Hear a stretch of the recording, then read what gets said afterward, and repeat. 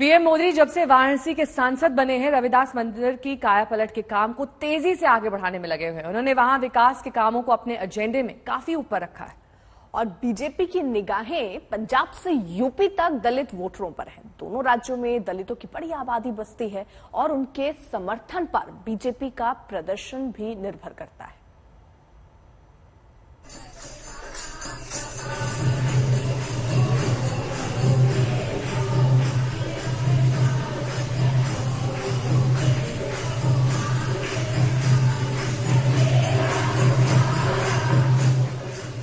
जब चुनावी बेला हो तो हर तस्वीर के मायने अहम हो जाते हैं। दिल्ली में करोल बाग के विश्राम धाम में पीएम मोदी का आना और भक्ति के सागर में गोते लगाने का मतलब भी आपको बतलाएंगे। लेकिन पहले जरा इन तस्वीरों को देखिए।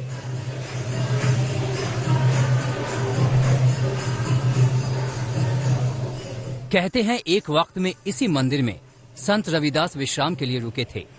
10 दिनों का प्रवास किया था और ये जगह उनके अनुयायियों के लिए बेहद पवित्र बन गई।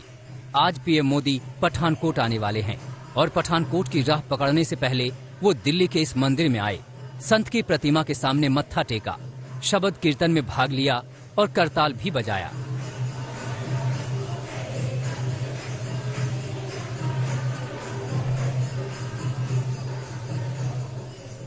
शायद चुनावी कार्यक्रमों की उलझन थी कि पीएम मोदी खुद यहां आए और योगी आदित्यनाथ संत रविदास की जन्मस्थली वाराणसी पहुंचे।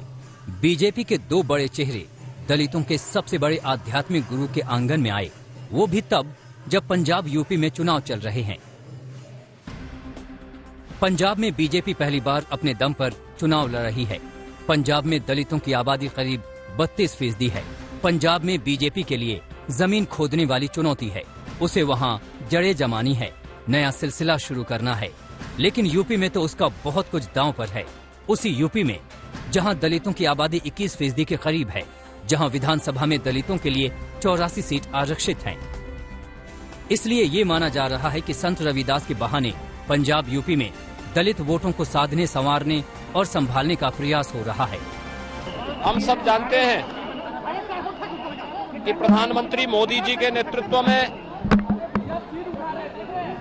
सदगुरु के विचारों को सबका साथ, सबका विचार, सबका विश्वास और सबके प्रयास की भावना को जन जन तक पहुंचाने का जो कार्य हो रहा है,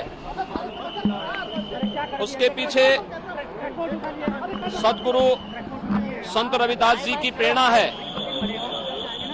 और इस महान संत ने उस कालखंड में काशी की धरती से भक्ति का जो संदेश दिया, वह आज भी हमें एक नई प्रेरणा और नया प्रकाश प्रदान करता है। याद रखिए, बीजेपी यूपी में दलित वोटरों पर निगाहें जमाए बैठी है। लोकसभा चुनाव में दलित वोटरों का एक हिस्सा बीजेपी के समर्थन में गया था और इस बार स्वामी प्रसाद मौर्य जैसे नेता के समाजवादी पार्टी से जुड़ जाने से बीजेपी के लिए चुनौती थोड़ी बड़ी है, क्योंकि दलित वोटरों पर आज भी सबसे बड़ी दावेदारी बहुजन समाज पार्टी की ही मानी जाती है।